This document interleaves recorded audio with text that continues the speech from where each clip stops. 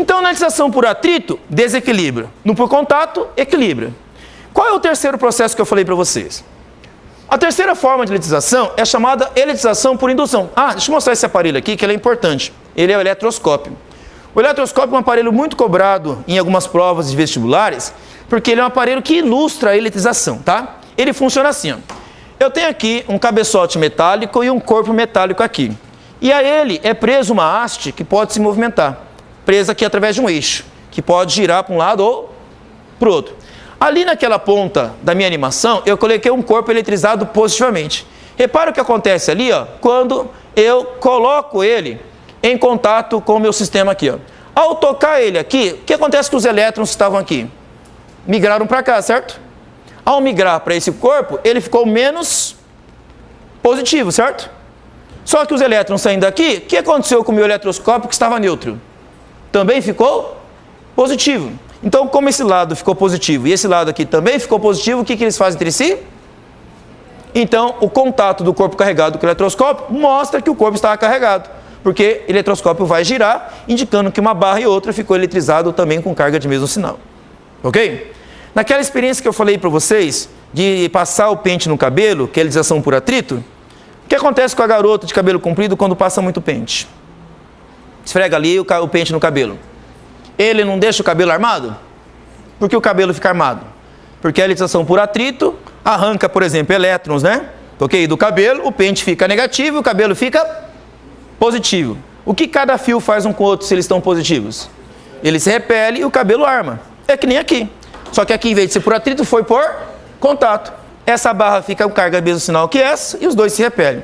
Por que eles ficaram positivos? Porque os elétrons que estavam aqui migraram para cá. Professor, mas por que o elétron migra e não são os prótons? Voltamos à estrutura do átomo, certo? Onde estão os prótons? No núcleo. Onde estão os elétrons? É muito mais fácil mexer nos elétrons do que nos prótons. Então são os elétrons que têm maior mobilidade no átomo, certo?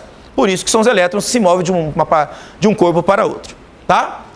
Bom, então se o corpo carregado agora, ele se afastar, as cargas que estavam aqui, ele se distribui para o sistema e o corpo volta a ficar menos inclinado ali. Tá? A haste que havia se movido aumentado bastante, agora volta a ficar um pouco menos inclinado, porque a distribuição de carga ocorre por todo o corpo. Enquanto estava em contato, havia uma forte repulsão. Afastou, o sistema tende a ficar mais estável. Tá? O que aconteceria se eu chegasse aqui e botasse meu dedo na cabeça desse eletroscópio? O que meu dedo poderia fornecer aqui para o eletroscópio? Eu tenho elétrons? Tem ou não tenho?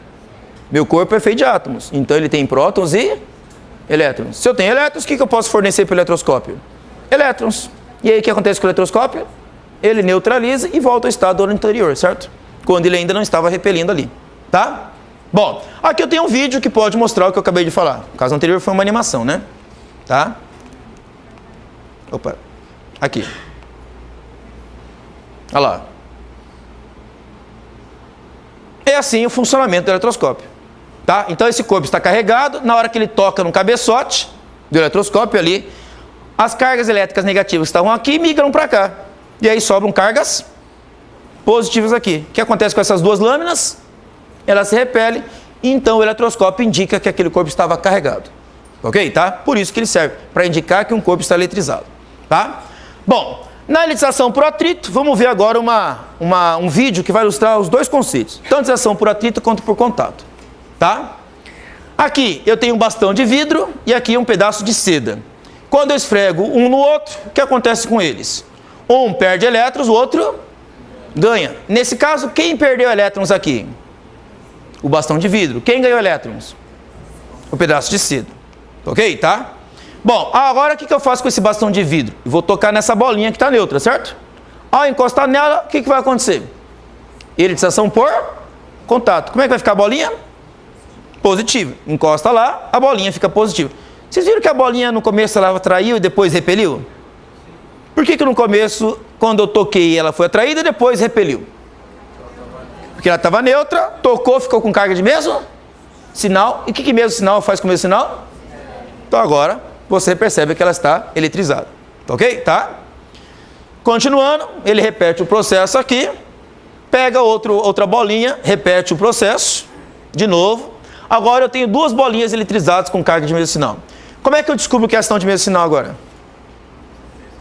Basta aproximar uma da outra, né? Se eu aproximar uma da outra, o que elas vão fazer entre si? Se repelir. Vamos ver se é isso que acontece. Aproxima um do outro, eles se repelem.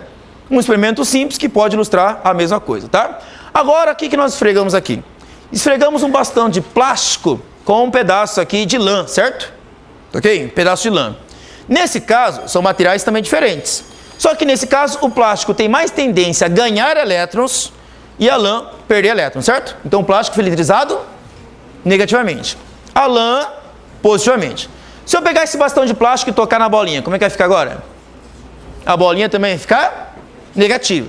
Se eu repetir o processo, faço outra bolinha também ficar negativa. O que acontece se eu aproximar uma da outra agora? Eles se repelem. Isso. Aproximando ali, nós vemos uma repulsão. E agora o que acontece se eu pegar essa bolinha que tocou no bastão de plástico negativo, daquela bolinha que havia tocado no bastão de vidro positivo? Eles vão se atrair. Certo? E agora aproxima aquela bolinha anterior e eles devem se atrair. É assim, através de um experimento simples desse jeito, que a gente pode determinar quem fica positivo e quem fica negativo. Certinho, gente? Por hoje é só.